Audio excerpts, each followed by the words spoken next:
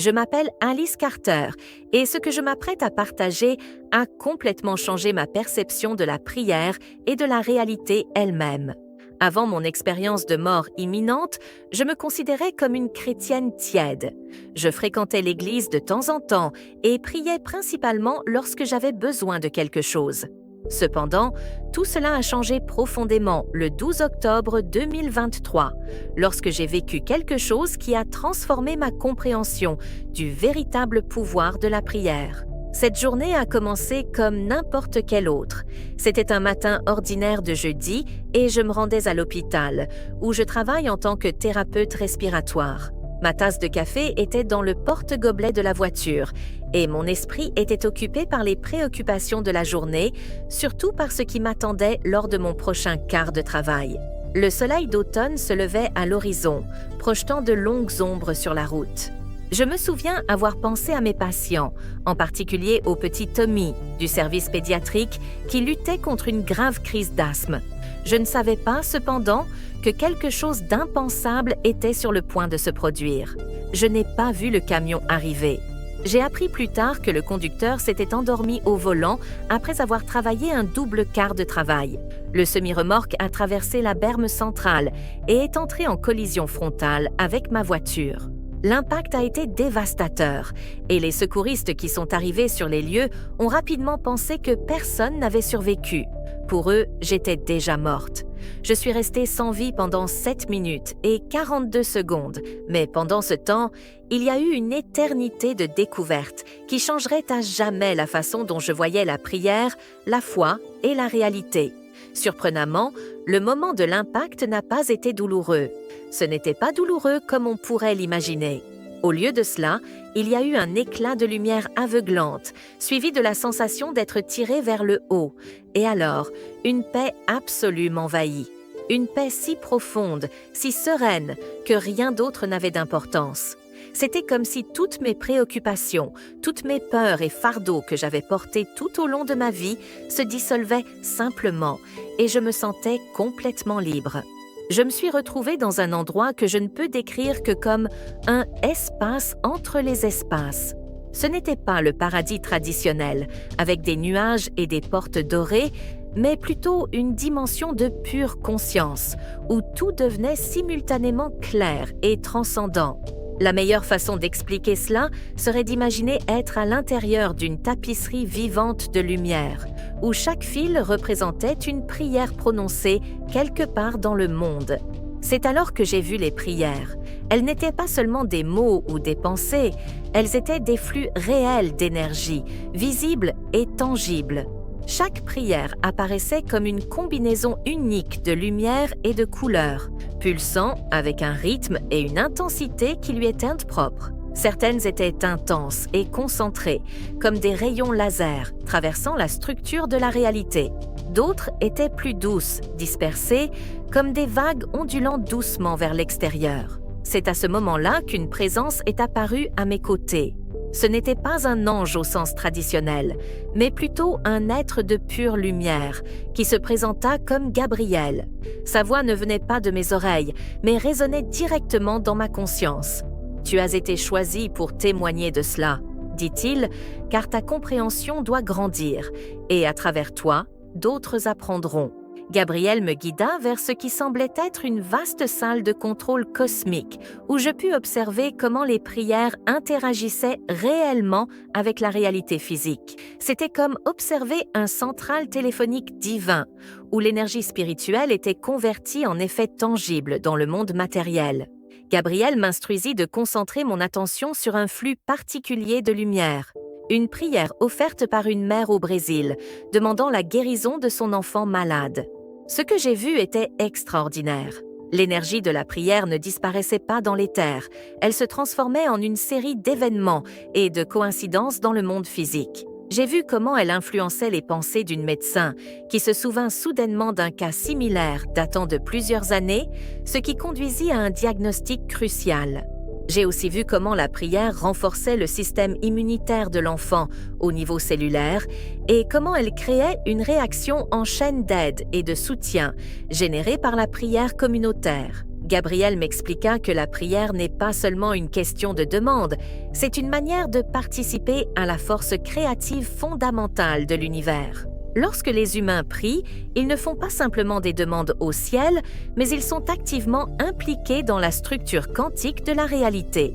Il me montra comment différents types de prières généraient des effets distincts. Les prières de gratitude créaient des ondulations dorées, mettant en valeur les aspects positifs de tout ce qu'elles touchaient. Les prières pour la guérison créaient des motifs complexes, d'énergie verte et bleue, influençant directement la régénération cellulaire. Les prières pour la guidance se manifestaient sous forme de flux violets, créant des chemins de clarté dans la conscience des gens. Ce qui m'a le plus impressionné cependant, c'est de voir comment la prière collective fonctionnait. Lorsque plusieurs personnes priaient pour la même cause, leurs énergies s'entrelaçaient, s'amplifiant mutuellement. Ensemble, elles créaient des motifs de résonance puissants, capables de déplacer des montagnes, pas dans le sens physique, mais en termes de changement de circonstances et d'ouverture de nouvelles possibilités. C'est à ce moment-là que Gabriel me dirigea vers une note spécifique d'activité. J'ai observé un groupe de personnes priant pour la paix dans une région dévastée par des conflits, et quelque chose d'incroyable se produisit. Leurs prières s'entrelacèrent, créant un immense réseau de lumière blanche dorée qui commença à influencer les pensées et les émotions des gens dans cette région. J'ai regardé, émerveillé, tandis que leurs prières modifiaient littéralement la chimie cérébrale des personnes impliquées, réduisant l'agressivité et augmentant l'empathie chez les décideurs. C'est alors que j'ai compris la profondeur des paroles de Jésus. Là où 2 ou 3 se réunissent en mon nom, je suis au milieu d'eux.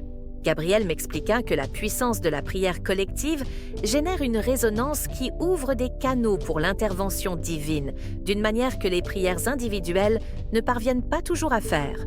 Mais ensuite, Gabriel me montra quelque chose qui brisa mon cœur. Les prières faibles ou inefficaces apparaissaient comme des lumières pâles, à peine pénétrant l'atmosphère spirituelle. Curieuse, je demandais « Pourquoi certaines prières sont-elles si faibles ?»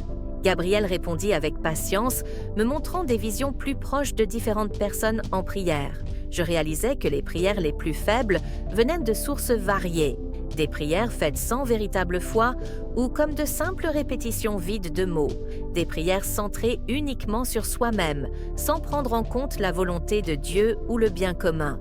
En revanche, les prières les plus puissantes partageaient des caractéristiques communes.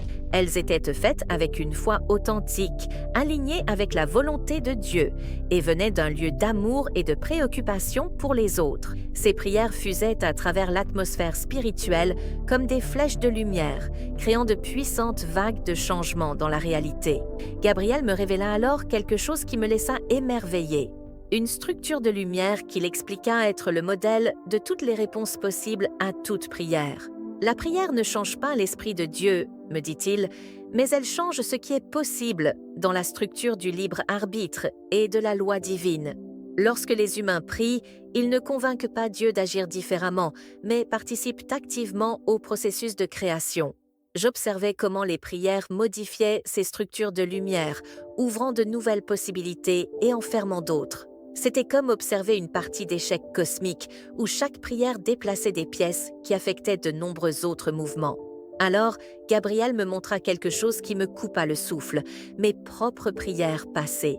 Je vis combien de fois j'avais prié sans vraiment croire, combien de fois mes prières avaient été superficielles ou égoïstes. Mais je vis aussi les moments où mes prières avaient été pures et puissantes, et comment elles avaient créé de vrais changements dans le monde, bien que je ne l'ai pas perçu à l'époque. Gabriel dit alors « Laissez-moi vous montrer comment la prière fonctionne en situation de crise ». Il me guida vers ce qui ressemblait à un service d'urgence spirituelle, où je vis comment les prières pendant des moments de crise étaient traitées avec une urgence particulière. Je vis comment les prières pour les victimes d'accidents, les crises de santé et autres urgences étaient traitées et répondues en temps réel. Et c'est là que Gabriel me montra quelque chose d'encore plus impressionnant. Il me montra mon propre corps dans le monde physique, entouré de médecins qui travaillaient désespérément pour sauver ma vie. Je pouvais voir les prières de ma famille, de mes amis et même d'inconnus créant un champ protecteur d'énergie autour de moi. Votre temps ici est limité, dit Gabriel, mais il y a encore une chose que vous devez voir. Il m'emmena dans un endroit qu'il appela le réservoir de prières, une vaste bibliothèque où toutes les prières déjà faites étaient stockées. Mais ce n'était pas seulement un stockage, c'était une base de données vivante qui continuait d'affecter la réalité. L'impact de chaque prière, de chaque mot prononcé avec intention, était enregistré et influençait le monde de manière que je n'aurais jamais imaginée. Je vis des prières faites il y a des siècles encore, créer des vagues d'effets sur les prières actuelles. Gabriel expliqua que, en dehors du temps tel que nous le connaissons, les prières de ceux qui sont partis peuvent encore influencer le présent, et les prières faites aujourd'hui peuvent s'étendre dans le temps, remontant ou avançant pour créer des changements. Comme pour me démontrer cela, il me montra comment les prières de ma bis-à-vie, qui était décédée avant ma naissance, avaient dû créer des chemins protecteurs dans ma vie, des chemins que je n'avais jamais remarqués. Je vis aussi comment mes propres prières futures influenceraient des événements déjà en cours, comme si le temps n'était pas une barrière. Perplexe, je demandai à Gabriel « Mais pourquoi me montrer tout cela ?» Il répondit calmement « Parce que vous serez un témoin. Vous aiderez les autres à comprendre la véritable nature et la puissance de la prière, à une époque où beaucoup ont perdu la foi en son efficacité. Vous serez témoin de votre réalité en tant que force qui façonne littéralement l'univers. » Puis Gabriel me montra une vision finale, une vision spirituelle de la Terre. Je vis comment chaque prière sincère créait des lignes de lumière qui formaient une toile complexe autour de la planète. Cette toile, compris-je, maintenait littéralement les choses unies, évitant le chaos et la destruction de manières que je n'aurais jamais imaginées. Gabriel me dit « Souvenez-vous, la prière n'est pas seulement une communication avec Dieu, c'est une participation à l'acte de création continue. Chaque prière sincère ajoute à cette toile de lumière qui protège et soutient votre monde. » À mesure que ma conscience commença à revenir dans mon corps physique, Gabriel me laissa un dernier message. Dites-leur que leurs prières sont plus importantes qu'ils ne l'imaginent. Dites-leur que prier n'est pas simplement demander de l'aide, c'est se joindre au travail de la création elle-même. Dites-leur que, lorsqu'ils prient, ils ne crient pas dans le vide, mais participent à la force créatrice fondamentale de l'univers. Le retour dans mon corps fut un choc. Soudain, les souvenirs et la compréhension de tout ce que j'avais vu et vécu se mêlèrent à la réalité de mon état physique. La lumière, la paix et la connaissance profonde que j'avais touchée commencèrent à se dissiper lentement, mais le message restait clair dans mon cœur. La prière a le pouvoir de façonner l'univers, de guérir, de protéger, de transformer, plus que ce que l'on pourrait imaginer. Je me suis réveillée haletante dans la salle d'urgence, sous le choc de l'équipe médicale qui était sur le point de déclarer ma mort. Les moniteurs, qui avaient déjà montré des signes de décès, ont soudainement commencé à afficher des signes vitaux qui se stabilisaient de manière inexplicable. Ce qui semblait être un miracle pour les médecins était, pour moi, le début d'une transformation profonde. Dans les jours et semaines qui ont suivi ma récupération physique, j'ai commencé à percevoir la prière d'une manière complètement nouvelle. Bien que de manière plus vague que pendant mon expérience dans le royaume spirituel, je pouvais encore ressentir la toile énergétique de la prière autour de moi. C'était comme si une nouvelle perception s'était ouverte en moi, une connexion invisible entre toutes les prières, comme des fils de lumière entrelacés, tissant un tissu qui soutenait la réalité. C'est alors que j'ai commencé à comprendre le véritable pouvoir de la prière. J'ai commencé à percevoir comment mes propres prières se connectaient avec celles des autres. Et j'ai vite compris que les prières les plus puissantes venaient d'un alignement avec la volonté de Dieu et non de simples désirs personnels. J'ai découvert que la prière n'était pas un outil pour manipuler l'Esprit divin, mais une manière de participer activement au processus divin de création. J'ai également appris que les prières faites avec gratitude et amour possédaient un pouvoir immense, bien plus grand que celles faites dans le désespoir ou la peur. La prière est devenue pour moi un moyen d'exprimer ma connexion avec quelque chose de plus grand, un acte de soumission et non de demande vide. j'ai commencé à voir la prière comme une énergie fluide, un mouvement de lumière qui pouvait guérir, transformer et unir. Le changement le plus profond, cependant, s'est produit dans ma compréhension de la prière collective. Avant mon expérience, je ne comprenais pas l'impact réel des prières faites en groupe. Maintenant, je savais que lorsque plusieurs personnes priaient pour la même intention, leurs énergies s'entrelaçaient, créant une force capable de déplacer des montagnes. La prière collective n'était pas simplement une somme de désirs, mais une résonance amplifiée, capable de générer des transformations puissantes, tant dans le monde physique que spirituel. Avec tout ce que j'ai appris, j'ai commencé à enseigner aux autres ce que j'avais découvert sur la prière. Je leur ai montré comment prier avec plus de but, avec plus d'intention, et comment se connecter véritablement avec le pouvoir divin. Pour moi, la prière n'était plus une simple habitude, elle était devenue une pratique d'alignement avec le divin, une manière de co-créer avec l'univers, de participer activement aux miracles de la vie. Après mon expérience, j'ai commencé à organiser des groupes de prière, partageant avec les autres ce que j'avais appris sur la manière dont les prières peuvent se combiner et s'amplifier les unes les autres. Ce que nous avons vécu était extraordinaire, des guérisons, des réconciliations et des transformations qui ne pouvaient pas être expliquées de manière conventionnelle. Bien sûr, tout le monde n'a pas immédiatement accepté mon expérience. Moi-même, j'aurais été sceptique avant de vivre tout ce que j'ai vécu. Mais aujourd'hui, je sais ce que j'ai vu et, plus important encore, je sais ce que cela a changé, tant dans mes croyances que dans les résultats tangibles de mes prières. Aujourd'hui, 5 mois après mon expérience de mort imminente, je continue de partager la vérité que j'ai découverte sur la prière. J'enseigne aux autres que la prière n'est pas seulement un rituel religieux ou un moyen de faire face aux moments difficiles. C'est une force réelle, quelque chose qui façonne la réalité de manière que nous commençons tout juste à comprendre. J'ai appris que chaque prière compte, même les plus simples. Chacune d'elles contribue à la toile de lumière qui enveloppe notre monde. J'ai également compris que lorsque nous prions avec une véritable foi et en alignement avec la volonté de Dieu, nous ne faisons pas simplement une demande d'aide, nous participons activement à l'acte de création. Prier, ce n'est pas seulement demander quelque chose à Dieu, c'est faire partie de l'œuvre continue de Dieu dans le monde. C'est devenir un participant conscient de la force créative qui soutient et transforme la réalité. Aujourd'hui, lorsque je prie, je ne me contente pas de prononcer des mots. Je visualise les rayons de lumière que j'ai vus dans cette dimension. Je me souviens de la manière dont les prières se combinent et s'amplifient les unes les autres, créant des vagues de changements qui s'étendent au-delà de ce que nous pouvons voir ou imaginer. Mais plus important encore, j'ai appris que la prière ne consiste pas seulement à changer les circonstances extérieures. Il s'agit de nous permettre de changer nous-mêmes afin d'être davantage alignés avec la volonté et le dessein de Dieu. Il s'agit de devenir des participants plus conscients de l'œuvre divine, de création et de transformation. Mon expérience de mort imminente m'a montré que la prière est bien plus réelle et puissante que la plupart d'entre nous l'imaginent. Ce n'est pas simplement une pratique spirituelle, c'est une force fondamentale qui façonne la réalité elle-même. Lorsque nous prions avec cette conscience, nous devenons des partenaires plus efficaces dans l'œuvre continue de création et de rédemption de Dieu.